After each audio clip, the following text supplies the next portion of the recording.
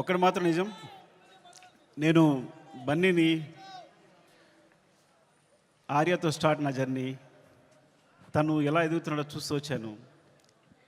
అంటే వ్యక్తిగా, ఒక ఆర్టిస్ట్గా తన జర్నీ అంతా నేను దగ్గర నుండి చూస్తున్నట్టే. బికాజ్ ఇప్పుడు మాట్లాడుతూనే స్పెషల్గా చెప్పాలంటే ఈ పుష్ప అనేది, ఈ పుష్ప 1, పుష్ప 2 కానీ ఈ సినిమా ఎట్లా వచ్చింది, ఇలా తయారైంది అంటే ఇది కేవలం తన మీద ప్రేమ మాత్రమే. మా ఇద్దరు బాండింగ్ అనేది ఎక్స్చేంజ్ ఆఫ్ ఎనర్జీ. తనతో మాట్లాడుతున్నప్పుడు, తన సీన్ చెప్తున్నప్పుడు నాకు ఇచ్చే ఎనర్జీ. ఎప్పుడైనా ఒక సీను రావాల్సిన పోరాటం చేస్తాడు. మీరందరూ ఒక ఫైట్ కోసమో లేదా సీక్వెన్స్ కోసమో కాదు, ఒక ఎక్స్ప్రెషన్ కోసం ఫైట్ చేస్తాడు తను. ఒక చిన్న ఎక్స్ప్రెషన్, ఒక ఐబాల్ లేపాలనో, ఒక లిప్ మూవ్ చేయాలనో, లేకపోతే వాయిస్లో ఏదో ఒక షివర్ రావాలనో, అంటే ఒక స్టార్ పర్ఫామ్ చేయడానికి పడే తపన అనేది ఒక డైరెక్టర్కి మామూలు ఎనర్జీ రాదు. డార్లింగ్, నువ్వు నమ్మకపో, కేవలం నేను ఈ సినిమా చేయడం నీ గురించి తప్ప ఇంకేం లేదు, నీ మీద ప్రేమ తప్ప ఇంకేం లేదు. ఈ కథ క్రియేట్ అవ్వడం వచ్చు, మాట్లాడడం వచ్చు. ఫ్రాంక్గా చెప్పాలంటే నీతో సినిమా చేస్తున్నప్పుడు నా దగ్గర కథ లేదు. నీకు వచ్చినప్పుడు ఊరికే జస్ట్ ఒక సీన్ 2 సీన్లు చెప్పాను, ఇట్లా ఉండొచ్చు క్యారెక్టర్ అంతే. కానీ నా దగ్గర కథ లేదు ఆ టైంకి.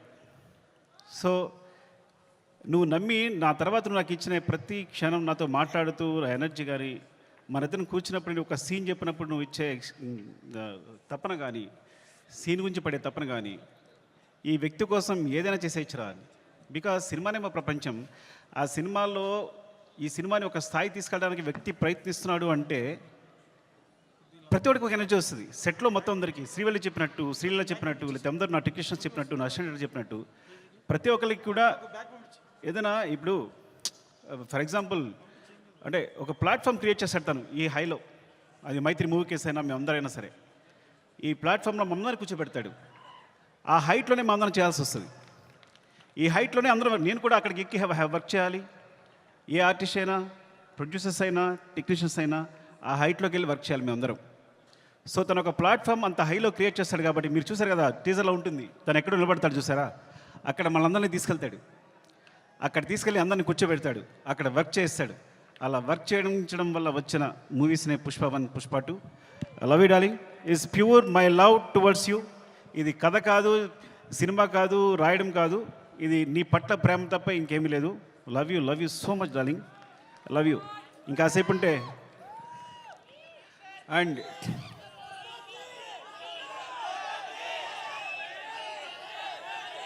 Love you.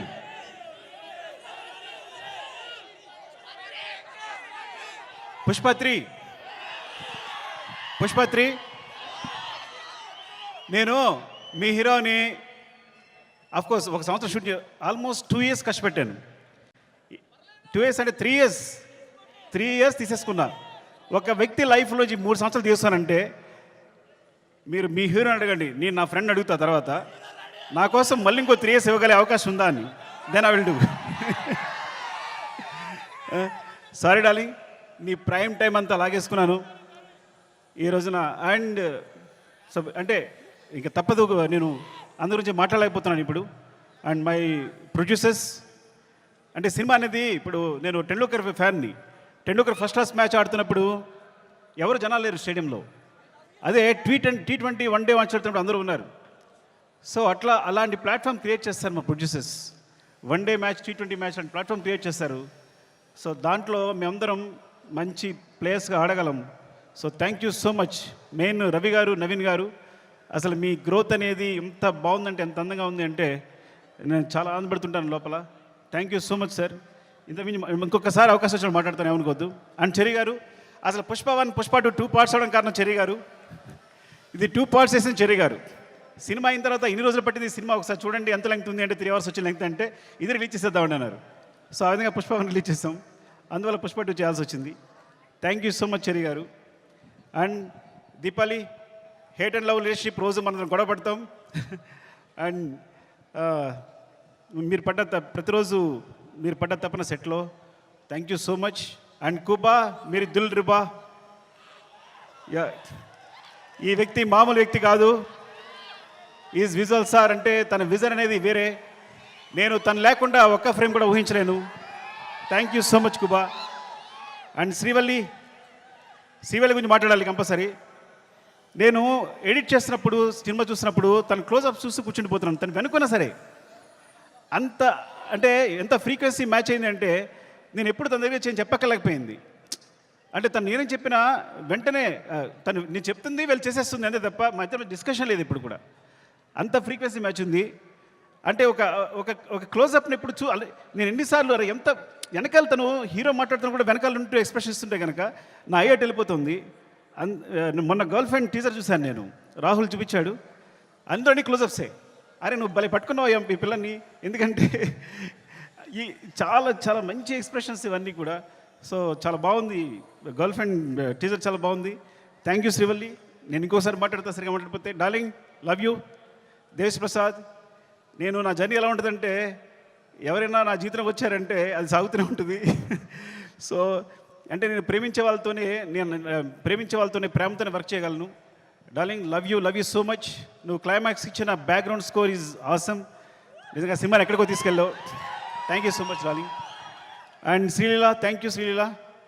అండ్ అమ్మాయి అమేజింగ్ మూవ్స్. అండ్ నువ్వు ముద్దుగా తెలుగు మాట్లాడుతున్నావు. నువ్వు మెసేజ్ పెడితే అన్ని తెలుగులోనే ఉంటున్నాయి. ఈ కాలంలో ఒక అమ్మాయి తెలుగు మాట్లాడుతుంది ఇంత అందంగా అంటే, అండ్ గాడ్ బ్లెస్ యూ. నువ్వు చాలా మంచి ఫ్యూచర్ ఉంది. Thank you so much. Drakshayani కోపంగా ఉందా నీకు? ఏం లేదు కదా. ద్రాక్షాయిని చెప్తారు. Thank you so much for being part of this movie. ఇంకా అందరూ సునీల్ గారు అందరికీ చెప్పాలి. అండ్ రామా, మౌనిక, నిన్ను తగలగా నాకేం వేస్తావో తెలియదు, చివరికి మాత్రం అద్భుతం చేస్తావు. ముందు మాత్రం ఏం చెప్పాడు, సరిగా చెప్పాడు అంటాడు. చివరికి సెట్ కంప్లీట్ అయ్యేసరికి మాత్రం మనం షాక్ అయిపోయి చూస్తూ ఉండాలి. అలా జరిగినప్పుడు నేను ముద్దు పెట్టుకుంటూ ఉంటాను తనని. అండ్ ఈ నవీన్, ఎడిటర్ నవీన్, అంటే లాస్ట్ మూమెంట్లో ఇవన్నీ కంటిన్యూస్గా చూస్తూ వీళ్ళందరూ గురించి మాట్లాడాలి. రాజకిషన్ గారు, రసూల్, ఇప్పుడు అందరూ చేసిన వాళ్ళు, అండ్ మా టెక్నీషియన్స్ ముఖ్యంగా. అండ్ కమల్ సార్, నేను చాలా కష్టపడ్డాను. టైం అయిపోయింది. ఓకే అందరూ టైం అయిపోయింది చెప్తున్నారు. మళ్ళీ ఇంకొకసారి మాట్లాడుతుంది అందరి గురించి. Thank you so much.